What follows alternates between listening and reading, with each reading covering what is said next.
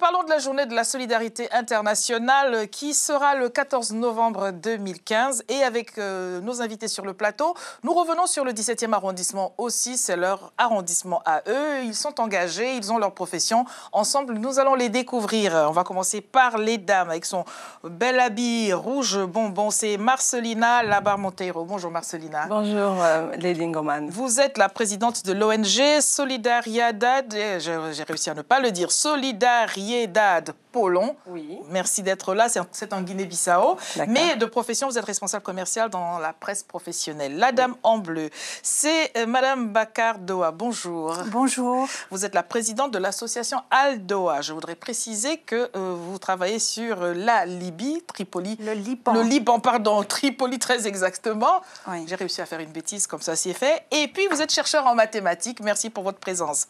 Et maintenant, nous allons parler des messieurs. Madame Baka, à vos côtés, c'est Monsieur Doumbouya Dambélé. Bonjour, Monsieur Dembélé. Bonjour, Madame. Vous êtes le président de ARSD, ressortissant de Sirandundu et les contrées environnantes, hein, Tambacounda et tout ce qui s'ensuit. De profession, vous êtes à la retraite, mais on n'est jamais à la retraite, on est toujours actif. Merci. Et enfin, à ma droite, Monsieur Almami Kaloko, bonjour. Bonjour, Lydie. Vous représentez l'association GRAD Guinée, mais vous êtes ingénieur en technologie de l'information. Voilà qui est dit, nous revenons donc sur la solidarité internationale. Si vous êtes d'accord, Madame, Mesdames, Messieurs, nous allons commencer par regarder un premier élément magnéto pour enclencher la discussion. On regarde ceci ensemble.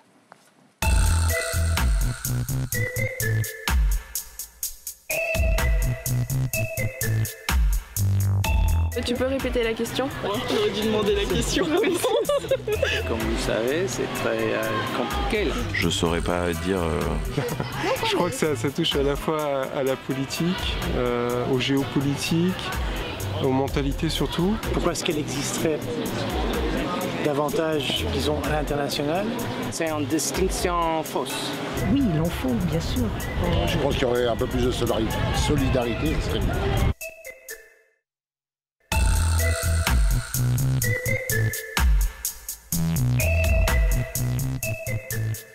Forme Action 2015, on les remercie grandement pour ce micro-trottoir, on va l'appeler ainsi. Des questions qui ont été posées. La solidarité internationale, pour vous, comment la déclinez-vous tout simplement, Madame Bakar? Alors, la solidarité internationale, ce sont des femmes, des hommes qui travaillent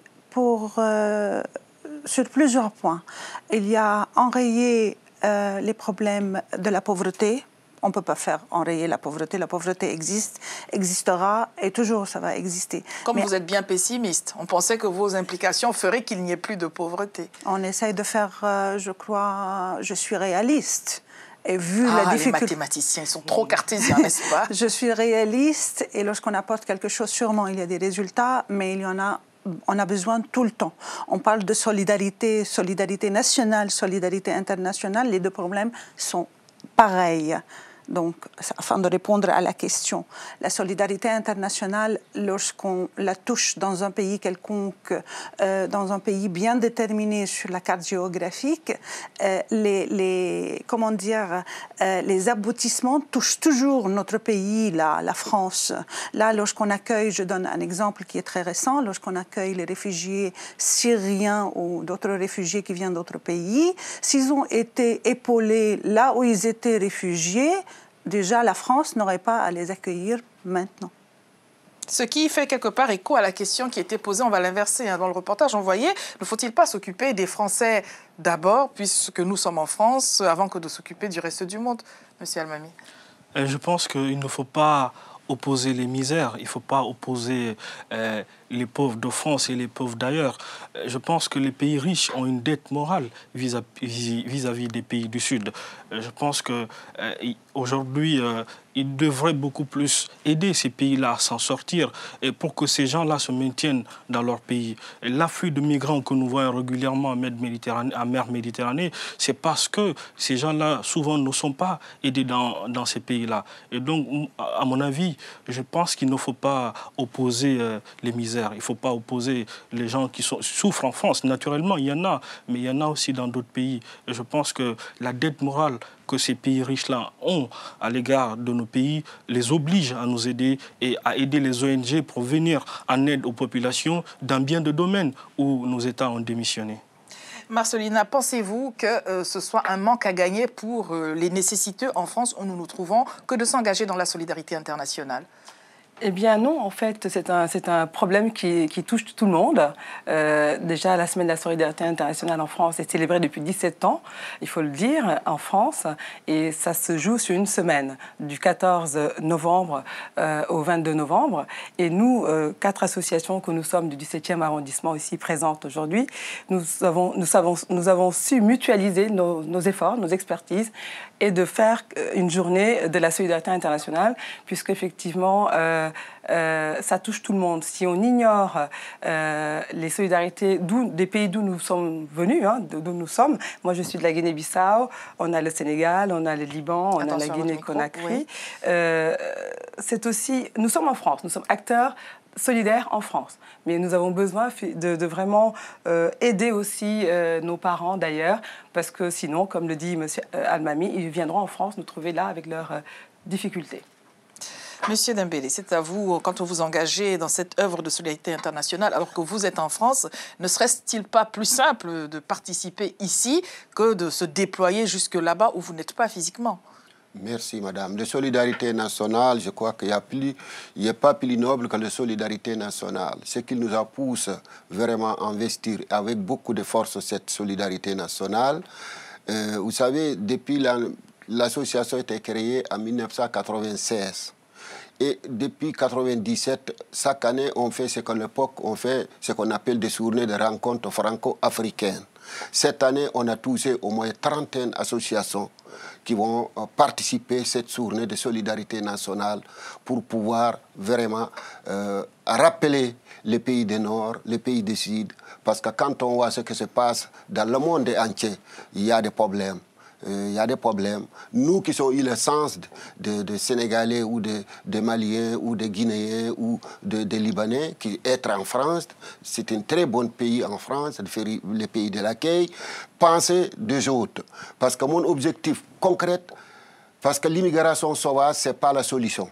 Depuis, je sais pas comment, depuis des années, on voit que ça n'arrête pas. Et je dis qu'il faut qu'on trouve des solutions. C'est pour ça que je me suis investi avec beaucoup d'énergie, essayer de trouver des solutions pour que nos pays, nos frères qui sont restés là-bas, puissent faire quelque chose. D'ailleurs, l'objectif des centres de formation, on va parler des centres de formation de Tambacounda.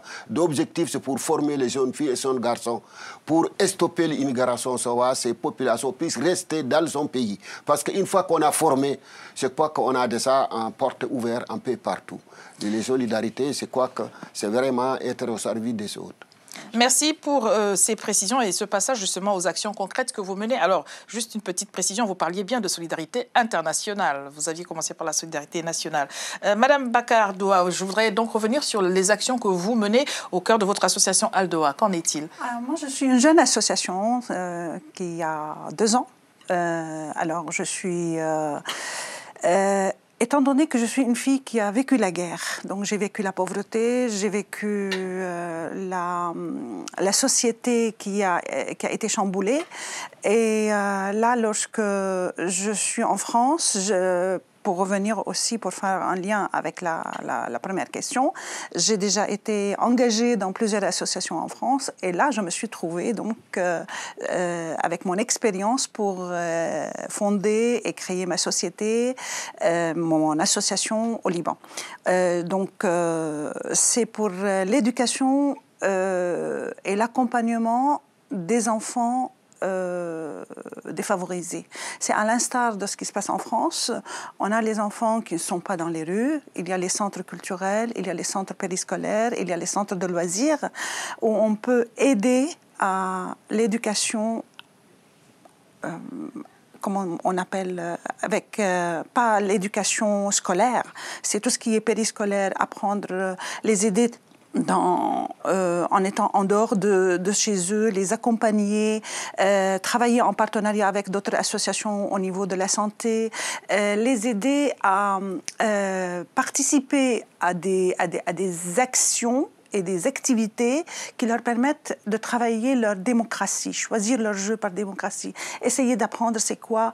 C'est un bien grand projet, là, déjà, la démocratie pour ces enfants-là, pour faire d'eux des adultes qui ont déjà intégré que la démocratie a besoin d'être. Non, mais ça peut aider via des activités, lorsqu'on choisit via des urnes, qu'est-ce qu'on va choisir, quel jeu, travailler le développement, l'environnement... Donc, si j'ai bien compris ce que vous ne nous avez pas dit. L'environnement, le développement